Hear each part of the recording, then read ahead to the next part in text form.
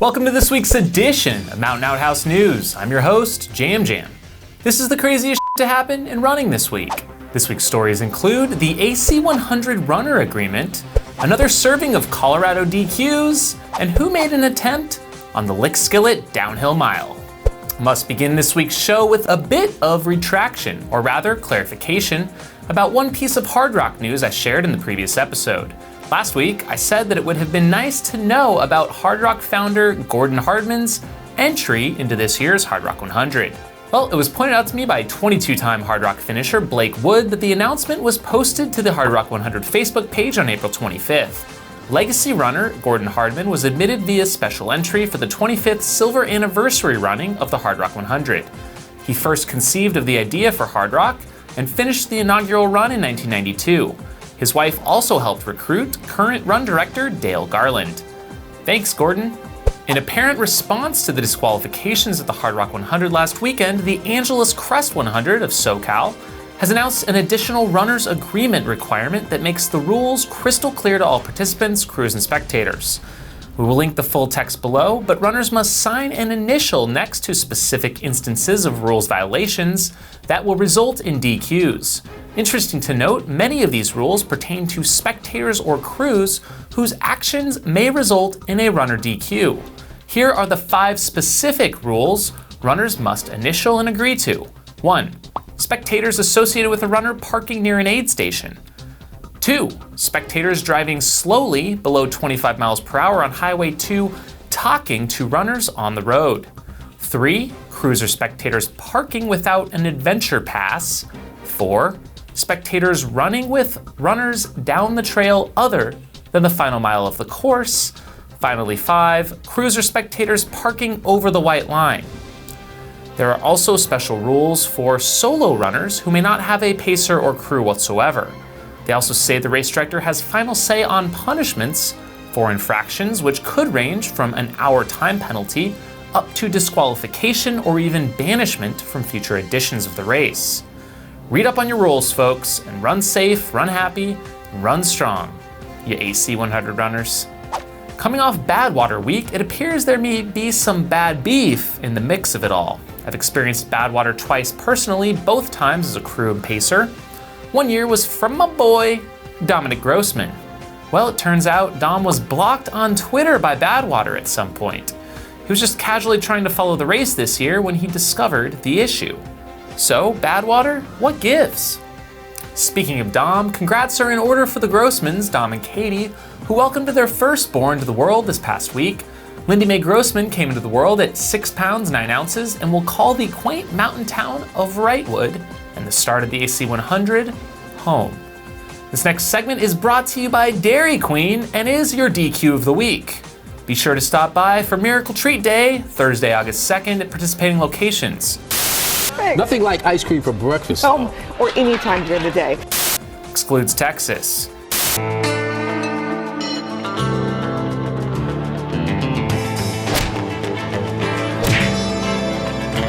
In the eyes of a ranger, the unsuspecting stranger had better know the truth of wrong from right. 'Cause the eyes of the ranger are upon you. Any wrong you do, he's gonna see. When you're in Texas, look behind you. 'Cause that's where the ranger's gonna be. Benefiting the Children's Miracle Network, $1 from each blizzard will be donated. Oreo and the cookie dough. Wow. Yeah. Most Okay, which popular one do you treat want? item we have. You gonna go with Yeah, that one? Oreo. Cookie. I said Cookies cookie and dough, cream. but I think I'm gonna go with this one here. This Yes, this one what's here it? is what? This is That's the the cookies and cream. Yeah, the Oreo. Oh, this is the Cookies Oreo. and cream, yeah. Okay. I can't eat all of it though. This is a lot of ice cream. So this is what you get for $1. No, this, No, how much you pay? No, I'm sorry. $1 This from is this free? goes. You pay for this. $1 right, you goes pay to for the- this and at least $1 from okay. participating locations. Have you ever put gummy bears in a blizzard before? I've never. there You know you what? go. I'm honest with you. Yeah. This is maybe the first time I've ever had a blizzard. Are you serious? serious? I'm serious. Whoa. I usually just get an ice cream cone. Well, come on, man. this will Step it change up a your little bit. life. It's good Yeah. stuff. Our first DQ comes to us from Stephen Kirsch of Flagstaff and Sidious Mag.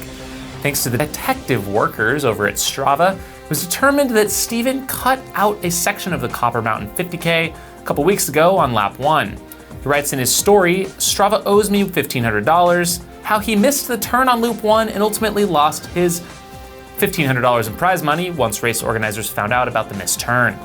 This only being his second ultra, let's hope he gets this thing figured out before the stakes become higher, say, Western States. And just because we are feeling generous this week, we have a bonus DQ for all y'all. The details are barely out as of the recording of this show, but there were a total of 4 listed disqualifications from the Audi Power of 450K this past weekend.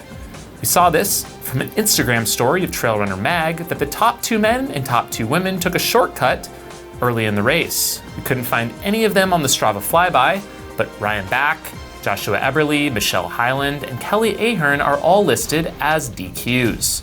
This means that your race winners were Michael Barlow in 5 hours 16 minutes and Gina Ellis in 6 hours 22 minutes.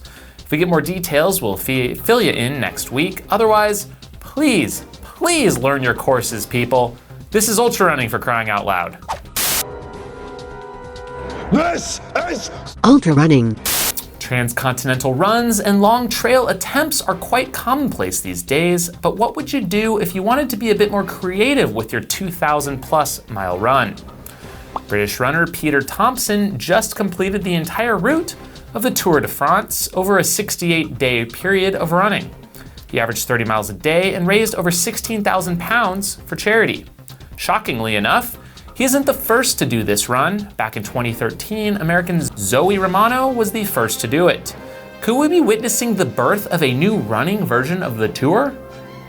Not exactly running related, but did you hear about the first person to ski down K2, the world's second highest mountain? Andrzej Bariel, and I know I totally butchered that name, made history with his recent trek. On to the San Francisco Marathon, which saw Jorge Maravilla take the win for the second year in a row in 2:27:56. He was just 12 seconds ahead of second place, but still had the time to sweep up and carry his boy across the finish line. Oddly enough, there were reports that Maravilla had to hop over a cop bike mid-race. For the ladies, Bonnie Tran, also a local, took the win in 2 hours, 54 minutes.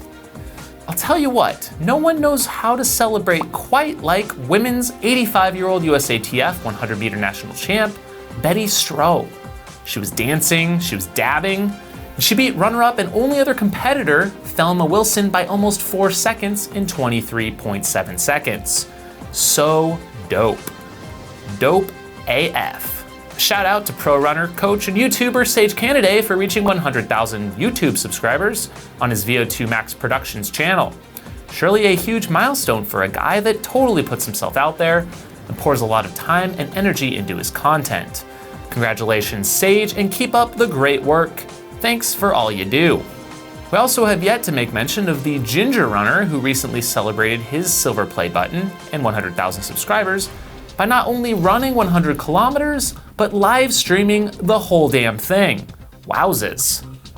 Not sure I'm gonna tune into that one, but good on ya. Y'all remember Kyle Pitari's insane sub 4-minute downhill mile? Well, it was only a matter of time before someone went after it, and it was Anthony Kunkel who took a crack at it this past weekend. Anthony reported he took a swing at it sight unseen and may not have had the wisest shoe choice. According to the official Strava segment, which shows Kyle at 3:43, Anthony is now second with a 3:48 effort. We also have to mention his girlfriend Lena Gali, who took the women's record down to 5:32. All right, who's next? Mako? Krupika? Is Matt Carpenter still around? Anyone? Dave Proctor unfortunately had to end his Trans-Canada run prematurely after health issues of the neurological variety forced him to halt things. Some shifting nerve pain in his back has made continuation of the run impossible. Dave was running Canada to raise money for the Rare Disease Foundation. If you'd like to donate miles or dollars to the cause, visit outrunrare.com. All the best to Dave and his family as he recovers. An epic 500-mile loop around San Francisco. Does that perk you up in the morning? If so, you should check out what Aileen Francisco, yes, her last name is Francisco if you can believe it. She's running the entire San Francisco Bay Trail currently and as of the recording of this show, she is 473 miles in.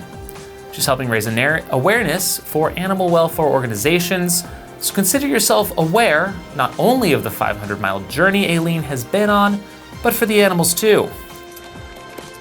La la la la la la la la la la. Killian is back in the news this week with a win at the Sky Race Kamaperdosa, which is in one of my favorite places on the planet, Andorra. He took the win in 2 hours, 33 minutes, setting a new course record on the 21-kilometer course up to the highest point in the country, featuring a ton of climbing.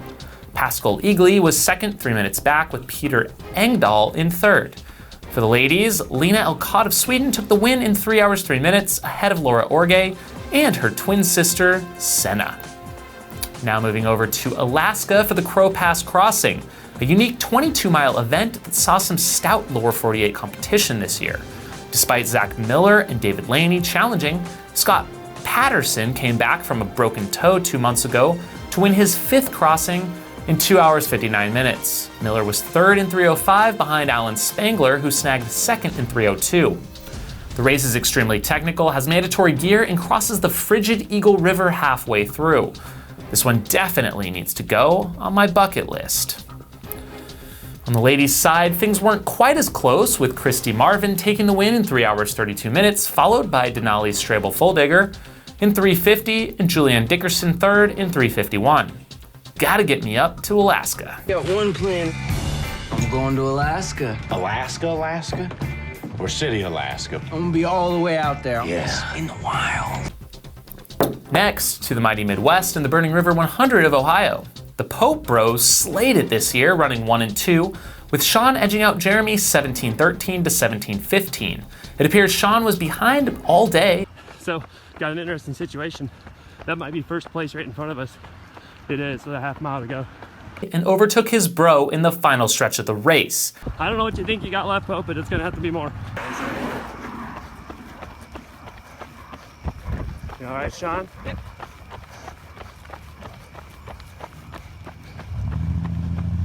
Just like that.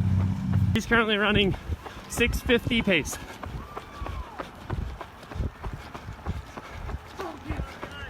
Up on the sidewalk, Poper, up on the sidewalk. Well, ladies and gentlemen, that was a dandy. Epic. No hand-holding here. In a close third and first Masters was Will Rivera of Kentucky in 17-23. On the ladies' side, 11-time finisher Melissa Terwilliger, an Ohio local, won in a commanding 21:04, and second was Catherine Rigstad in 22:08, and third was Candice Lockard in 22:43. We tried to nab results for some Colorado hundreds happening this weekend, but they just missed the cut, as we had to film this episode on Sunday night. So congrats to the finishers, the winners of the Grand Mesa and Uri 100s, along with all the other ultra crazies out there across the world. And with that, thanks for tuning in to episode 104 of Outhouse News. Thanks for tuning in, and we'll see you next time. If you have crazy stories to share or a question or feedback for the show, please leave a comment below. If you'd like to directly support the show financially, consider becoming a Patreon supporter of this channel, or pick up this custom pair of Jam Jam sunglasses. I know you like these ones. Link below. Have a shitty week.